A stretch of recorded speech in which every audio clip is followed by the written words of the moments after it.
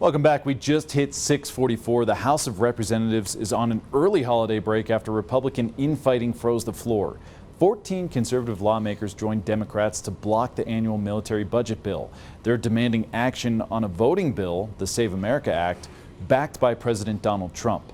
So let's go live to Scripps News Group senior congressional correspondent Nate Reed. And Nate, what's the situation right now, and how are those Republicans defending their decision?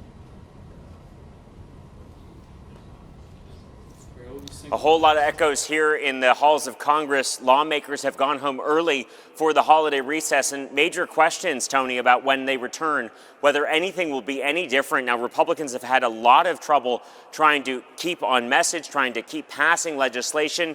This narrow conservative flank within the Republican Party pushing for the Save America Act, this bill that will possibly upend the 2026 midterm elections if it does have the support to pass before the midterms date. Now, up to this point, the bill does not seem to have the support needed in Congress to make it across the finish line, but President Donald Trump is pushing for it. A lot of Republicans say they support it.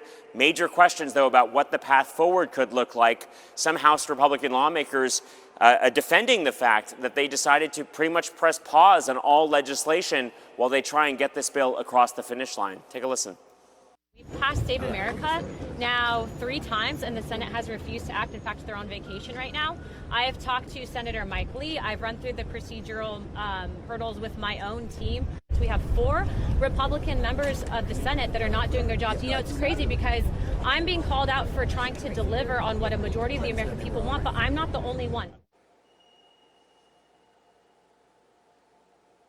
And these halls will be largely empty until the middle of the month of July. That is when the July 4th holiday ends here on Capitol Hill, Tony. And to be clear, I want to contrast the moment that we're in right now with where we were 250 years ago, the Second Continental Congress, the signing of the Declaration of Independence this week, 250 years ago in Philadelphia. Now, 250 years later, a narrow Republican majority struggling to navigate its way forward, divided over this Save America Act and the best path forward on that. Major questions about whether anything will change or just how much Republicans will be able to get done with so much discord over the best path forward on this bill, which President Trump says is a priority, but he has expressed displeasure with the fact that he believes some Republican members are grandstanding to try and get it done. As always, we appreciate the insight and your expertise.